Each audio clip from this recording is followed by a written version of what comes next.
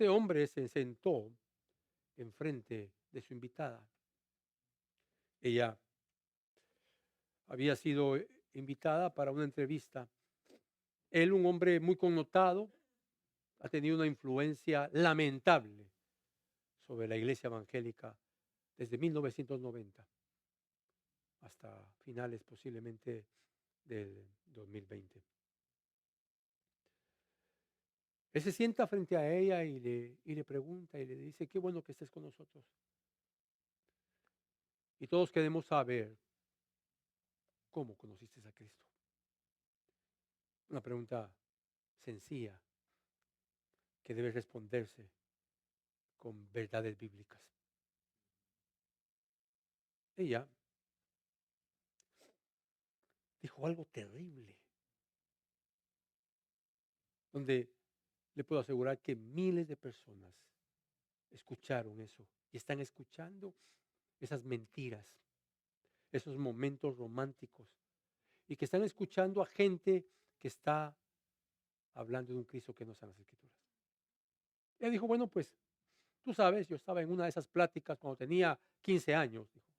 Una de esas pláticas donde se habla de todo, se habla de las estrellas, se habla de los ovnis, se habla del clima, y de repente también estábamos hablando de Dios. Era un círculo de evangélicos platicando, y de repente empezamos a orar.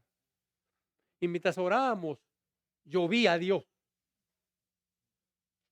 Y sin que los demás supieran lo que yo estaba viendo, alguien me dijo del otro lado del cuarto, Él está ahí, míralo bien. Y de repente yo vi con los ojos cerrados, dice ella, que Dios se acercó a mí y empezó a dirigir sus manos hacia el centro de mi pecho. Y como tú sabes, dice ella, Dios es un caballero. Y con la mirada me estaba pidiendo permiso para meter mis manos. Y o sea, la gente humaniza a Dios, hermano. Y cuando Él venía hacia mi corazón, alguien dijo, dale todo. Y Dios entró a mi vida. Y el entrevistador dice, wow, pero no todos tenemos una experiencia así. Bueno, pero tú sabes, le dice ella, que esto es algo especial. Dios nos trata a nosotros de diferente manera. ¿Cuánta gente, dice él, que nos está escuchando ha tenido experiencias diferentes? Y solo tiene que ir, porque Dios está buscando gente con el cual Él quiera convertir. Pareciera, hermano, que esto fuera una tendencia bíblica, pero es terriblemente equivocado. ¿Qué diferencia a Hechos 2 cuando Pedro terminó de predicar? Y cuando terminó de predicar, su audiencia le dijo, eran más de 3,000, pero 3,000 le dijeron, y dice Lucas, y estaban ellos conmovidos y dijeron, ¿qué debemos hacer para heredar la vida eterna? Y Pedro les dijo, arrepiéntanse. Hermano, la conversión es una obra de Dios, de principio a fin. La conversión empieza con Dios y termina con Dios. La obra de que alguien se arrepienta, se convierta, Señor, es obra de Dios Padre, obra de Dios Hijo y obra de Dios Espíritu Santo. Este hombre que estaba entrevistando es conocido como Marcos Witt, que por cierto nunca dice nada bíblico, ni su música. Y estaba entrevistando a Talía, que aseguró que se había convertido a los 15 años y ha pasado toda una vida de pecado, pero ella dice que es cristiana.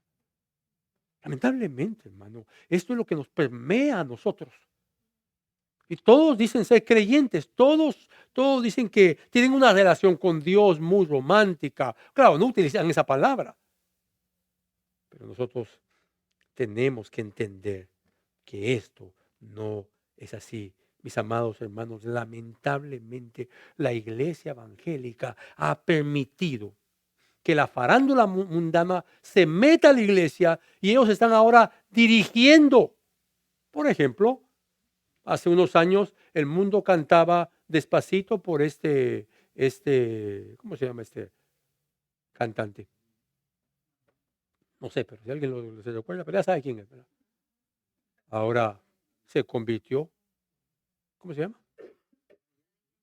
Ya, Daddy Yankee. Daddy Yankee. Se convirtió, supuestamente, y ahora es pastor. Y está divorciado de su esposa. O sea, la iglesia evangélica está siendo permeada por una farándula. No debe existir farándula en la iglesia evangélica. En la iglesia evangélica lo que hay son hombres necesitados que Dios llamó a predicar la palabra. Pero entre más crecía la fama de Jesús, que dice la Biblia, él se apartaba a los lugares para estar a solas con Dios. Así que aquí tenemos a una mujer muy conocida y a un hombre en el ámbito evangélico aprobando su conversión. Fue pastor de la iglesia Lakewood Church, ¿verdad?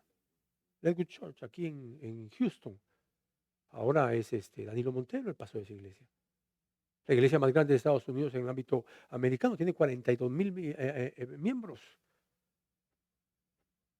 Así que necesitamos despertar y entender, hermano, que hay una enseñanza que es la única que debemos de creer y predicarles a otros. La iglesia evangélica está llena de gente que cree que va al cielo, pero jamás han sabido lo que es arrepentirse. Así que hoy, en nuestro texto hay 3 acciones divinas que te enseñan la seguridad de la salvación. 3 acciones divinas que te enseñan la seguridad de la salvación. Elección, emancipación y extensión.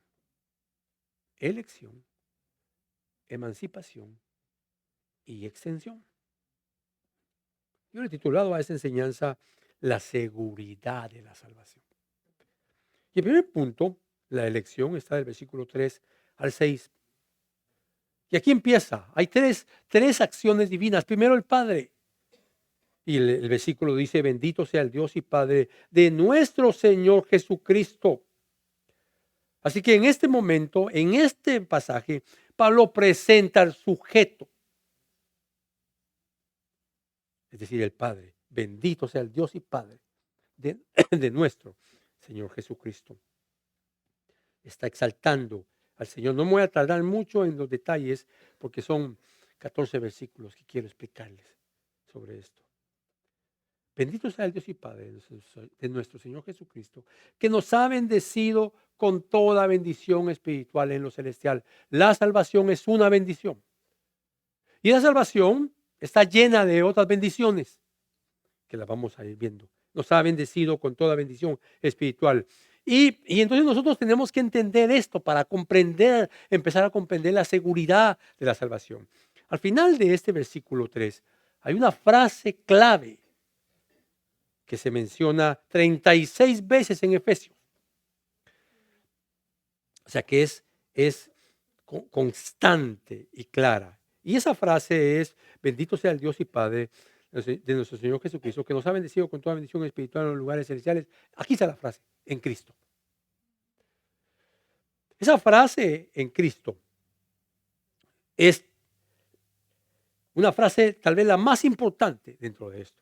Porque las bendiciones espirituales están determinadas en la unión con Cristo. Ese en Cristo debemos entenderlo como una unión definida en Cristo. El creyente ha sido unido a Cristo. Esta frase indica que el creyente, que el pecador fue salvado y fue incorporado a Cristo, que le pertenece a Cristo, que está bajo el control de Cristo, que está unido a Cristo, que está en el cielo. Por eso es que dice, bendito sea el Dios y Padre de nuestro Señor Jesucristo, que nos ha bendecido con toda bendición espiritual en, en lo celestial. Así que tenemos que entenderlo de esa manera. Por esa razón podemos participar de esas bendiciones. Son las bendiciones del cielo. Y hasta el momento no hemos definido qué bendiciones, pero el mismo texto lo empieza a definir, pero es importante entender que en la salvación hay una seguridad. La gente dice, hoy no, la salvación se pierde. ¿Sabe qué están diciendo detrás de esa frase? Están diciendo que la salvación de Dios no es tan poderosa. Porque Dios salva y el diablo lo vuelve a matar. Dios lo vuelve a salvar y el diablo lo vuelve a matar. ¿Ustedes creen eso? ¿Ustedes pueden creer que si Dios ha levantado a un hombre de la muerte, el diablo lo va a poder volver a matar? No podemos creer eso. ¿Usted sabe qué dice Primera de Juan, capítulo 3? Por favor, acompáñeme a Primera de Juan, capítulo 3. Cuando lo tenga, por favor, hermano, diga amén para que así lo podamos leer juntos. Juan 3, versículo 9. Mire lo que dice. ¿Lo tiene ahí? Ninguno que es nacido de Dios practica ¿qué? El pecado, porque la simiente de Dios permanece en él y no puede pecar porque ha nacido de Dios. ¿Sabe qué está diciendo Juan? El pecado no vence a aquel que ha nacido de Dios. Usted y yo pecamos, ¿verdad que pecamos? Pero no debemos practicar el pecado, que es una cosa diferente. Practicar el pecado es ser esclavo del pecado. Pero ser cristiano es que el pecado no tiene poder más sobre nosotros, aunque seguiremos pecando. Pero ¿qué sucede cuando un cristiano peca? Se arrepiente. Viene la esposa y le mete un grito al esposo. Y después la esposa llorando, perdóname, por favor, mi amor. Y el esposo, no. O sea, estamos hablando de cosas del diario vivir, pero sin planificar. Ahora, para estar un poquito más seguro de lo que le estoy diciendo, acompáñeme a 1 Juan capítulo 5. 1 Juan capítulo 5, versículo 7, por si usted no se había dado cuenta de qué tan contundente es esto. Primera de Juan, capítulo 4 es, perdón. 5 le dije yo, ¿verdad? 4, 7. Amados, amémonos unos a otros, porque el amor es de Dios y todo el que ama, ¿qué? Es nacido de Dios y conoce a Dios. El que no ama no conoce a Dios porque Dios es amor. Entonces, un nacido de nuevo conoce a Dios. Y nadie puede conocer a Dios y vivir y ser un muerto espiritual, porque Dios es Dios de vivos. ¿Me estoy explicando? Entonces es importante entender esto, porque, porque es claro, en Cristo Jesús, porque Dios nos ha unido a Cristo. Luego el versículo 4 dice, según nos escogió, escuche, esa es la acción del Padre, según nos escogió en Él, ¿en quién? En Cristo, antes de la fundación del mundo. O sea que en la eternidad Dios te vio y decidió salvarte. Pero la humanidad ni siquiera había empezado. No había creación, no había tiempo. Y Dios escogió salvarte. Según nos escogió en Él, en Cristo, antes de la fundación del mundo. Ese verbo escogió, hermano, está en una voz media. No existe la voz media en nuestro idioma, ni inglés, ni español. La voz media significa que nos escogió, Dios nos escogió para Él. Para Él. Tú no escogiste a tu hijo para ti, sino que Dios lo escogió para ti. ¿Y qué haces tú con tus hijos? Ay de aquel que con ciega locura lo quiera golpear. Mire, una mujer puede ser muy tranquila, una esposa muy tranquila, pero si el esposo se vuelve loco y quiere pegarle a sus hijos, esa mujer se va a volver una leona, hermano. Y nosotros le ayudamos. Dios escogió a hombres pecadores, feos. Y cuando digo hombres, también hablo de mujeres, feos por el pecado, y los escogió para Él mismo, para sí mismo. Ya veo que nosotros como padres, como hombres, como padres, nunca compramos nada para nosotros. Y cuando usted compra algo para usted, ¿qué hace con ello? Es para usted. Así que lo que está haciendo Dios es tomar una decisión en la eternidad y llevarla a cabo en la tierra, en el tiempo, a través de enviar a su Hijo, para luego confirmar esa promesa en el futuro eterno. Nosotros tenemos que hablar así del pasado eterno y del futuro eterno porque estamos sometidos al tiempo. Dios no ve las cosas así, pero ese es otro tema. Así que según nos escogió en Él antes de la fundación del mundo, antes del tiempo, literalmente nos eligió el Padre y nos hizo herederos de una salvación tan grande. Nadie, hermano, le puede arrebatar a Dios de su mano a los que son suyos. Es que la salvación no se trata de nosotros. Eso no quiere decir que yo estoy predicando aquí, hermano, usted haga lo que quiera, váyase a pecar. No, no, nosotros no proclamamos eso. Nosotros lo que creemos es lo que la Biblia dice. Y la Biblia dice que si Dios ha levantado a alguien de la muerte y le ha dado vida, ese hombre y esa mujer van a caminar perseverando en santidad todos los días de su vida y nunca se podrán apartar de Dios. Por eso es que Pablo dice en Romanos, ¿quién nos puede separar del amor de Dios? ¿Quién? Ni nosotros mismos, dice Pablo. Porque Dios hasta nos cuida de nosotros mismos. Así que la elección es de Dios en la eternidad. Algunos miran esto como injusto. Lo lamento. Si usted lo mira con injusticia, lo lamento. Porque Dios no tiene ninguna obligación de salvar a nadie. Porque aquí todos somos cortados con la misma tijera, para decirlo de una manera teológica, con la misma tijera. Todos somos pecadores. Y si usted está sentadito ahí, hermano, pero yo jamás he sido tan pecador como el que tengo a la par. Ya usted está mal, muy mal. Está vestido de arrogancia. Así que luego la siguiente parte dice, antes de la fundación del mundo, para que fuéramos santos y sin mancha. Entonces Dios nos escogió antes de la fundación del mundo, ¿con cuál propósito? Ser santos y sin mancha.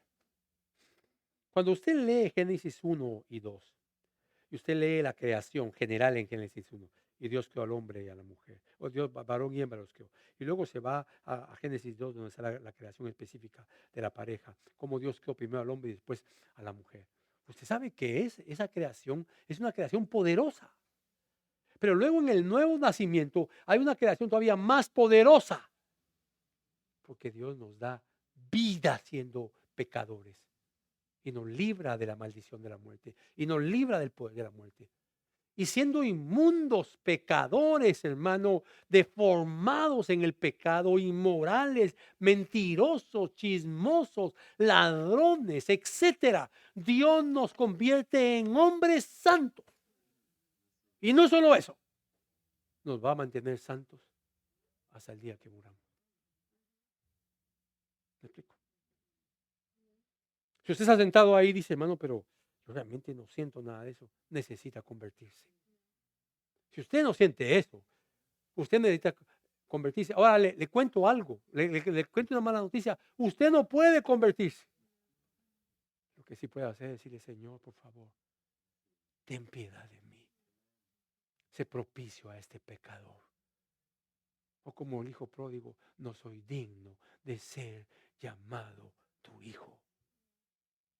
El pecado, el pródigo está, pero tan avergonzado de su pecado que ni siquiera dice he pecado contra Dios, no, ni siquiera se siente digno de decir Dios y dice he pecado contra el cielo. Para no ni siquiera insultar imitar la santidad de Dios.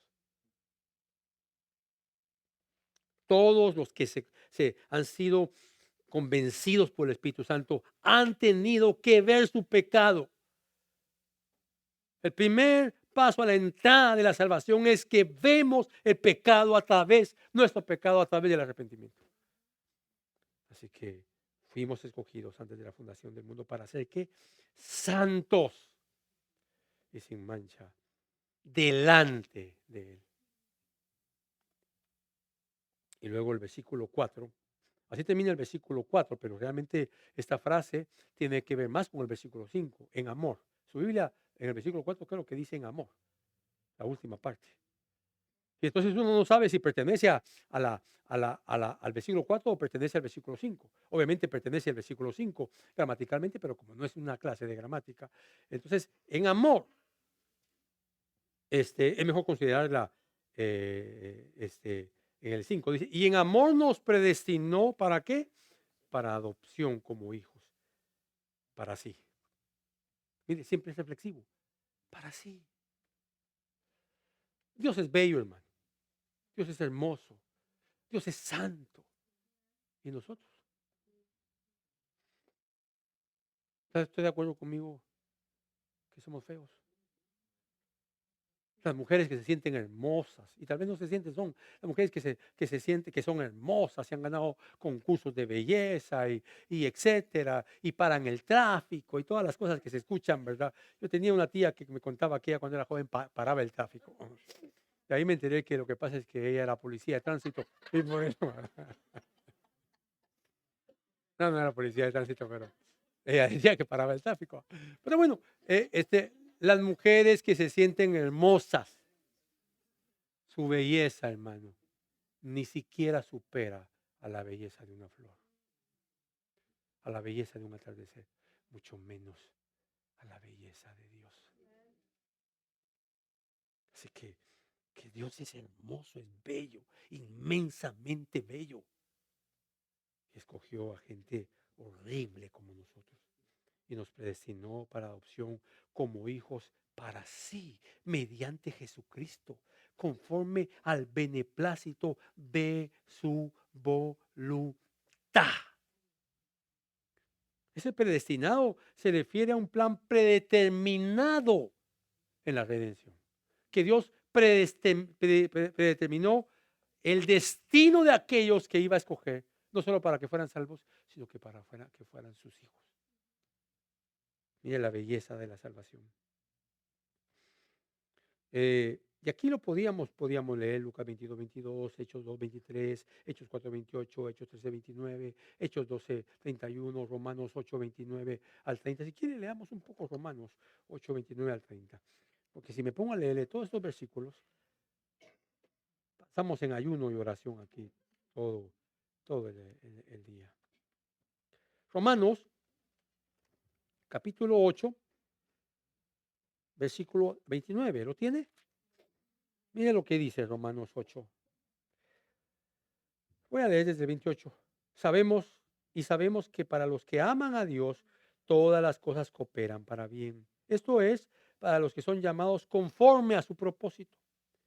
Porque a los que de antemano conoció, también que los predestinó a ser conforme a la imagen de su Hijo, para que Él sea el primogénito entre muchos hermanos.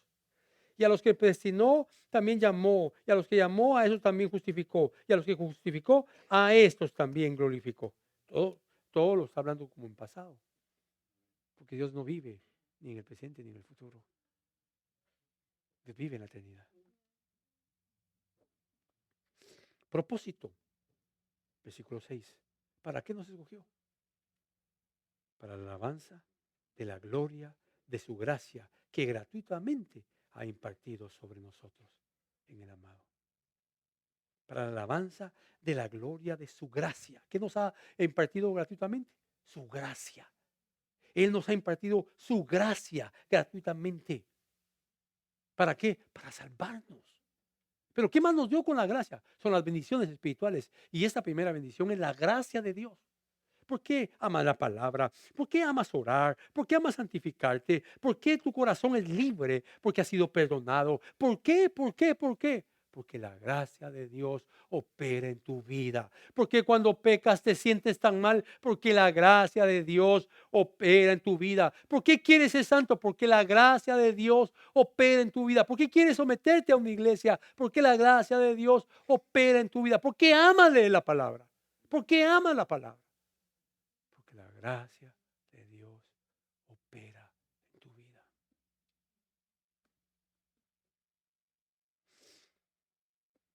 Para la alabanza de la gloria de su gracia que gratuitamente ha impartido sobre nosotros. Ahora Pablo explica al creyente que ha sido escogido. A él le está explicando que debe ser santo y sin mancha. Y de esa manera él está exaltando, glorificando a Dios, exaltando esa gracia. Fue transformado para exaltar la gracia de la redención. Por lo tanto, en esta primera acción del Padre, debemos tener plena seguridad de nuestra salvación. Si no la tienes, hermano, tienes que examinar tu corazón. Por eso Jesús dice en Juan, le dice a sus discípulos, señores, no les dice señores, pero señores, les conviene que yo me vaya. Porque si yo no me voy, no vendrá el otro paracleto. Y cuando Él venga, escuche esto, y cuando Él venga, los convencerá de pecado, de justicia y de juicio. Es que lo primero que hace el Espíritu Santo en una vida que va a salvar, convencer de pecado. Eso se llama arrepentimiento.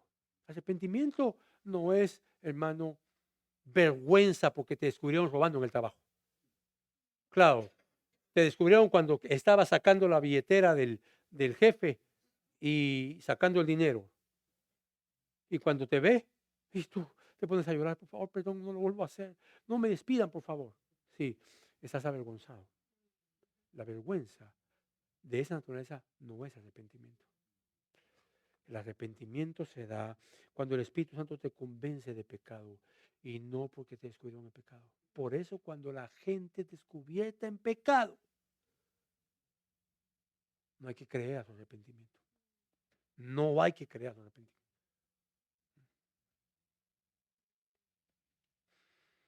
El arrepentimiento lo produce el Espíritu Santo. El convence de pecado es el Espíritu Santo. Arrepentimiento, hermano, es odiar uno su pecado. El arrepentimiento produce en uno un odio por el pecado. Le pasó al hijo pródigo. Le pasó al publicano en la parábola, que se somataba el pecho, se sentía avergonzado porque era pecador.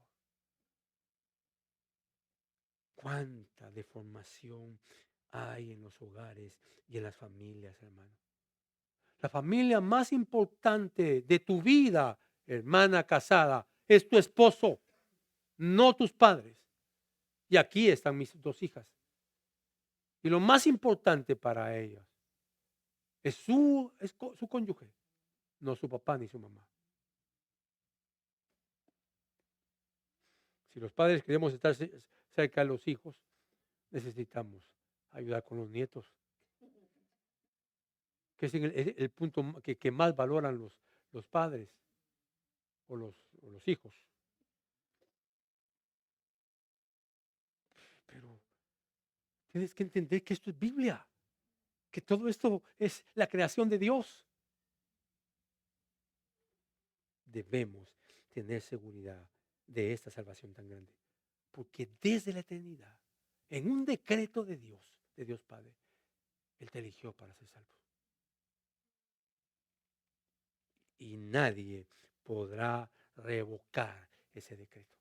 Lo primero que hizo nuestro nuevo presidente fue firmar decretos. Y uno de ellos fue revocar la ciudadanía de nacimiento. Una corte lo vetó. Qué bueno. Si no me van a sacar a mí de ese país. decir, ni siquiera el presidente de Estados Unidos tiene todo poder, pero Dios sí. Dios sí, hermano.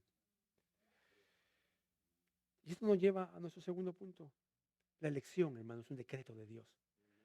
Pero esa elección no se queda ahí. La obra que Dios hizo en la eternidad, la decisión que el Padre tomó en la eternidad es salvar a muchos. Por favor, no malinterpreten esto. La Biblia no dice a cuántos. La Biblia no dice. Puede ser. Ni siquiera pensarlo es bueno. Puede ser el 60% los que van a ser salvos, el 70% o el 20%. Solo Dios lo sabe. Pero Él no tiene obligación de salvar ni a uno solo. Sin embargo, la segunda acción, la primera acción es la del Padre, la segunda es la del Hijo. Del versículo 7 al 12 a lo que yo le pongo emancipación. Y el texto dice, en Él, de nuevo, mire esos versículos, en Él, en Cristo, tenemos redención mediante su sangre. Estoy leyendo la primera parte del versículo 7. Ahora llegamos, amados hermanos, a esa segunda acción. Es la obra de la redención por medio de la sangre de Cristo. La palabra redención señala una condición de ser librado de cautividad, de ser librado de esclavitud. Pero para esa redención se necesita, porque este concepto está en el Antiguo Testamento, se necesita un pago. 420 años habían pasado cuando Israel está cautivo en Egipto. Israel está secuestrado en Egipto. Y Dios va a pagar por su rescate. Y Dios libera a Israel. Y para ello, antes de liberarlos, ¿a qué los manda? A que maten corderos y pongan la sangre de esos corderos en sus puertas. Y el vengador pasará y matará a todos los primogénitos que no tengan esa sangre. Hay un pago, hay una redención. Que por supuesto, literalmente el pueblo se sería liberado, pero que estaba señalando hacia la verdadera redención, que sería en Cristo Jesús. La paga del pecado es muerte. Toda alma que pecare morirá. Dios no tiene al inocente al culpable por inocente, no lo tiene, porque Dios es justo. Y no me cansaré de explicar esto. ¿Podía Dios declarar a todos los hombres perdonados sin Cristo? No. ¿Por qué no? Porque si Dios dice, todos los que han pecado los declaro perdonados, Él en ese momento se convierte en un Dios injusto, porque la paga del pecado es muerte.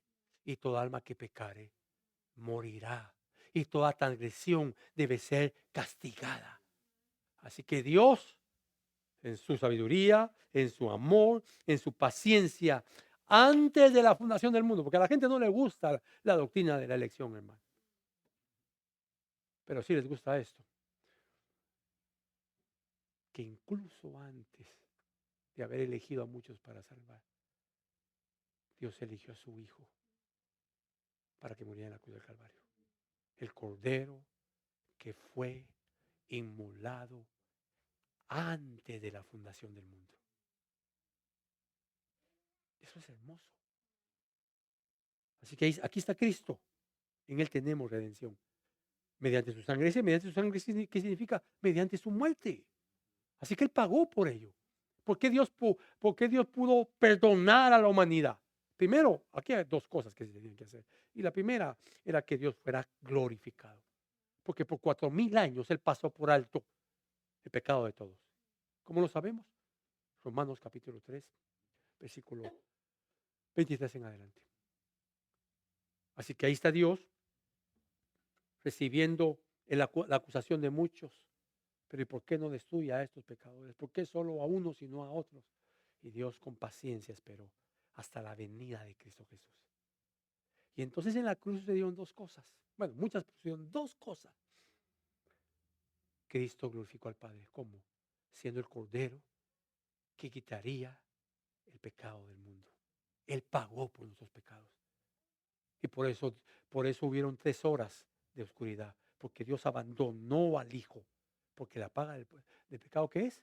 Muerte. ¿Y qué es la muerte en la Biblia, hermano? La separación con Dios. Nunca ser humano alguno, nunca un ser humano alguno ha experimentado la separación con Dios. Pero Jesús sí la experimentó. Y cuando venga el día del juicio, todos los que rechazaron a Cristo, ahora serán abandonados por Dios. Y sabrán lo que es que Dios los abandona. Pero alguien en la cruz fue abandonado. Ni siquiera los otros 2 ladrones. Cristo fue abandonado. ¿Te recuerdas la pregunta que hace Jesús gritando, una pregunta retórica, alzando la voz? Dice: Padre mío, ¿por qué me has abandonado? ¿Está preguntando Jesús para saber o está preguntando para que el mundo sepa, o los que lo estaban escuchando, que él había sido abandonado? ¿Por causa de quién? De nosotros. Esto es redención. Un cordero sin mancha. Por 1500 años los judíos practicaron eso y no entendieron. En él tenemos redención. Esa palabra tenemos, ese verbo tenemos, hermano, es un presente continuo. Tenemos es que en Cristo Jesús tenemos siempre, siempre redención. La seguridad de la salvación. Si tú piensas que la salvación te pierde, tú dudas del poder de Dios. Lo dudas. Porque no me avergüenzo del Evangelio, dijo Pablo en Romanos 1. 17, 16, 17. Porque no me avergüenzo del Evangelio, porque es poder de Dios para salvación. Es un poder transformador. Y como la palabra griega es dinamus, la gente dice: no, esa palabra viene de ahí, de la palabra dinamita. Un momento. Para empezar, cuando Pablo escribió Romanos, no existía la dinamita ni los chinos, hermano. Así que nada que ver con dinamita, porque la dinamita es destructiva y el poder del Evangelio es transformador. Solo por si alguno anda enseñando ahí que es dinamita y que es poderosa, nada que ver. En Él, en Cristo Jesús, hemos adquirido esa liberación o redención mediante su muerte, mediante su sangre. Y eso ya lo sabe, es una metáfora hablando de la muerte de Cristo Jesús. Así que la mediación de la salvación es Cristo, su vida. Y eso a usted le da una seguridad del perdón. Pero el versículo 7, acompáñenme al versículo 7 ahí mismo, regresemos a Efesios, yo estaba en Pedro. En él tenemos redención mediante su sangre. Escuche qué más, estas son bendiciones, la redención, fuimos comprados por su sangre. Y luego dice: el perdón de nuestros pecados. La acción divina de Cristo nos trajo perdón. Por eso es que usted es justo. Ya que cuando le preguntamos a la gente: hermano, ¿usted es justo? ¿Usted qué piensa? Bueno, a uno le cuesta, bueno, la Biblia dice que sí. ¿Y por qué la Biblia dice que sí? Porque Cristo pagó por nuestros pecados. Entonces Dios Padre nos mira a nosotros en Cristo como sin culpa. Pero bueno, uno no va a ir diciendo: yo soy justo. No, usted es justo. Bueno, pues Dios es mi justicia, hermano. ¿Pero usted es culpable del pecado? Sí, soy culpable. Claro que lo soy. Pero Dios me ha perdonado. No puedo rechazar las bendiciones de Dios. Debo creerlas. Debo abrazarlas, hermano. El perdón de nuestros pecados. La palabra perdón literalmente significa echar fuera, dejar libre. Usted se recuerda de que el famoso día de la expiación, el Yom Kippur, a los que les gusta andar mencionando palabras hebreas. Se sabe que soltaban dos machos cabríos. Bueno, agarraban dos machos cabríos. Uno lo soltaban en el desierto y otro lo degollaban. A los dos les ponían una cinta blanca.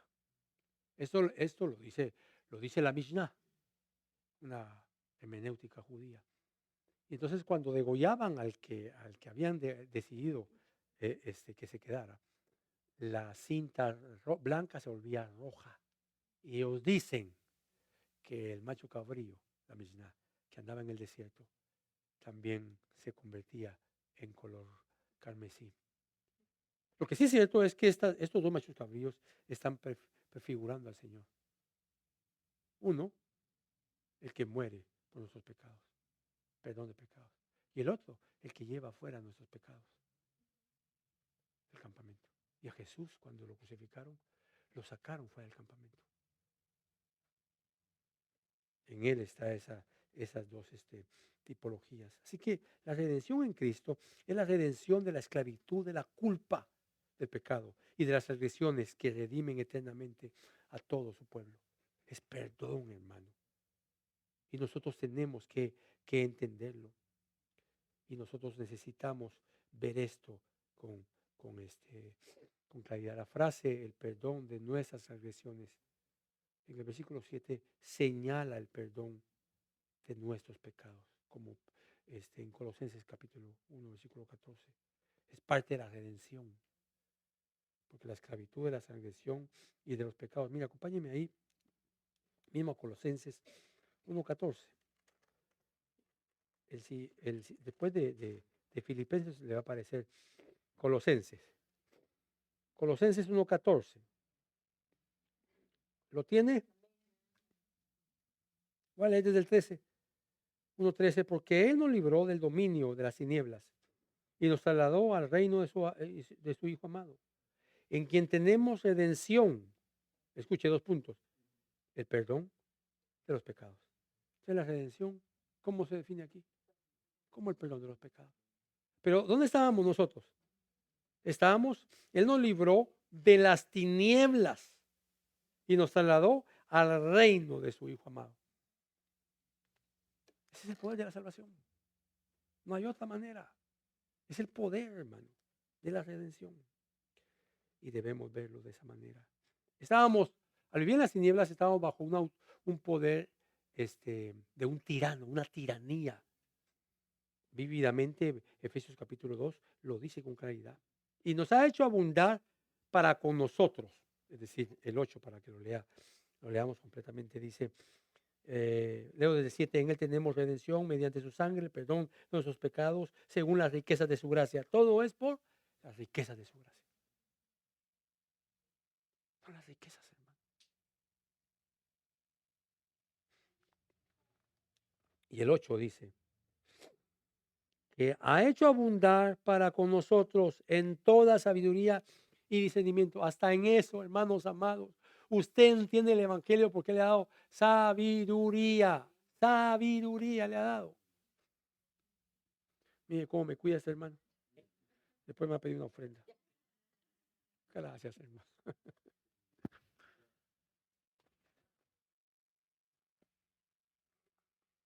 Eh, Así que es la riqueza de Dios. Esa, en toda sabiduría y discernimiento, está hablando del Evangelio, de darnos ese discernimiento, toda sabiduría y discernimiento, nos dio a conocer el misterio de su voluntad según la buena intención que se propuso en Cristo. ¿Qué hace usted aquí en la iglesia? Esa es obra de Dios. ¿Verdad que sí? Somos hombres débiles. No sé si se ha dado cuenta que no sé cuántos fines de semana llevo con dificultades para respirar, hasta para predicar. Somos hombres débiles, que nos estamos acabando. Y nos dio a conocer el misterio de su voluntad. Nos dio a conocer. ¿Quién nos dio a conocer el misterio de su voluntad? Cristo. Entonces, ¿de quién es la iniciativa? Usted lee la Biblia y no la entiende. Yo leo la Biblia y no la entiendo. ¿Y por qué la entendemos? Porque nos dio a conocer el misterio de su voluntad. Por eso la entendemos. Hasta eso. Usted lee un libro, el de Harry Potter, y lo entiende. ¿Se ha dado cuenta? Usted lee un libro de chistes de Condorito y lo entiende. Pero cuando lee la Biblia, usted dice, Señor, ¿y aquí qué dice? Entonces es la iniciativa del Señor que nos ha dado a conocer este misterio. Amén. Mire, acompáñenme al 3:3, Efesios 3:3, desde el 2. Se lo leo desde el 1. Por esta causa yo, Pablo, prisionero de Cristo Jesús, por amor de ustedes los gentiles, si en verdad han oído de la dispensación de la gracia de Dios que me fue dada para ustedes, que por revelación me fue dada a conocer el misterio, tal como antes les escribí brevemente. Así que Pablo no está diciendo, yo soy más que los apóstoles. De hecho, él dice, yo soy el más pequeño de los apóstoles y no soy digno de ser como los hiperapóstoles, dice Pablo. Versículo 10. Mire lo que dice. Con miras a una buena administración en el cumplimiento de los tiempos, es decir, de reunir todas las cosas en Cristo, tanto las que están en los cielos como las que están en la tierra. Es decir, Dios redime a los hombres en el tiempo que Él había determinado hacerlo.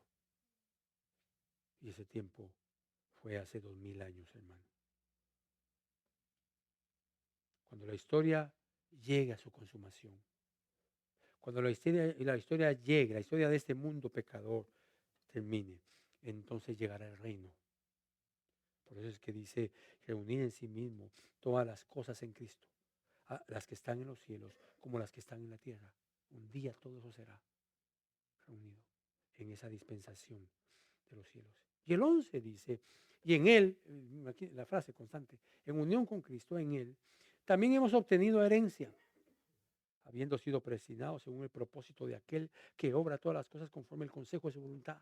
Somos herederos, hermano. Herederos son aquellos que sin contar ningún mérito personal reciben todas las bendiciones correspondientes a la salvación. Esta es una salvación segura, que se la dieron en la eternidad y la tendrás en la eternidad. Somos salvos, hermano, porque Dios lo decidió. Pero no se trata de forzar una salvación con ejemplos raros. Le preguntan a Yuri, ¿cómo fuiste salva? Bueno, era muy joven, dice ella, y quería quitarme la vida. Era famosa, conocida en toda América y en muchos países de Europa. Fui la primera artista en ganar esto, en ganar aquello, y empieza. Pero estaba tan llena de depresión que estaba en un quinto piso y abrí la ventana y salí corriendo para tirarme. Y cuando iba corriendo, Dios me habló y me dijo, si te tiras, no perdonaré tus pecados y te irás al infierno. Pero si no te tiras y me sirves, vendrás conmigo al cielo. Mire. No sabía yo que a Yuri le necesitaban en el cielo. Eso es lo que la gente enseña. Por favor, hermanos. Por favor. También el diablo se hace pasar como que fuera Dios. Y la gente le está creyendo. Y eso es lo que escuchamos. Y nosotros somos los malos por predicar esto. Versículo 12. A fin de que nosotros, que fuimos los primeros en esperar, ya le está hablando Pablo para los judíos, en esperar en Cristo, seamos para la alabanza de su gloria.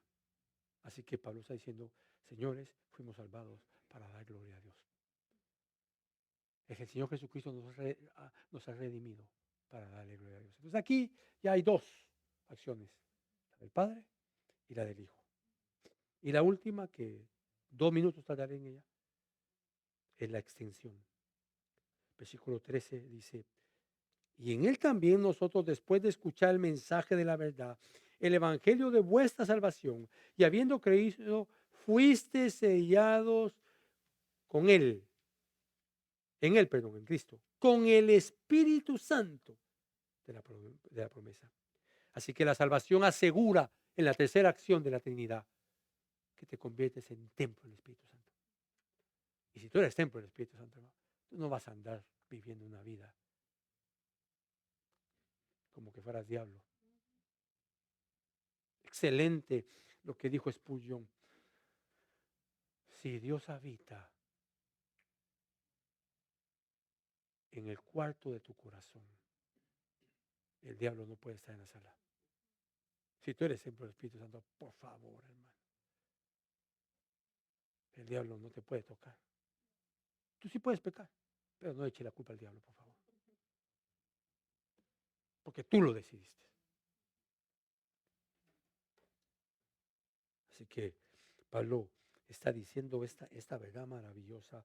En él también ustedes, después de escuchar el mensaje de la verdad, el evangelio de su salvación, habiendo creído, fueron sellados con él en el Espíritu Santo de la promesa, que nos es dado como garantía de nuestra herencia, es decir, nuestra salvación, con miras a la redención de la posesión adquirida de Dios para la alabanza de su gloria.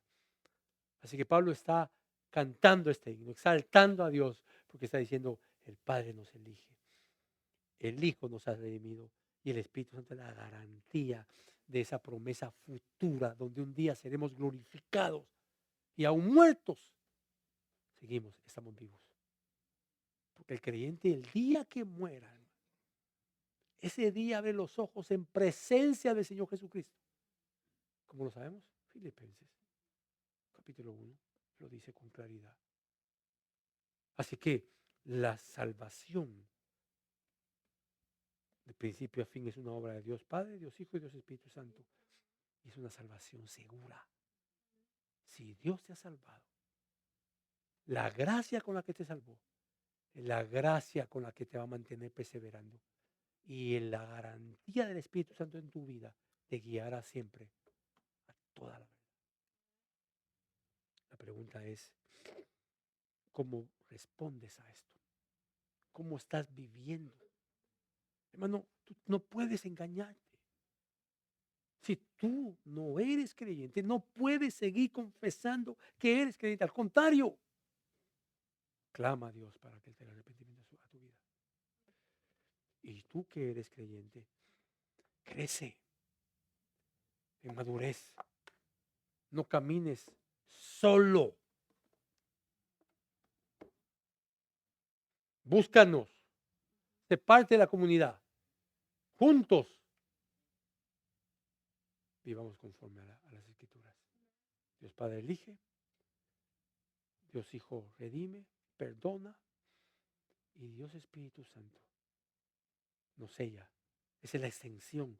Porque el Espíritu Santo nos llevará hasta el último minuto de nuestra vida, cuidándonos, hermano.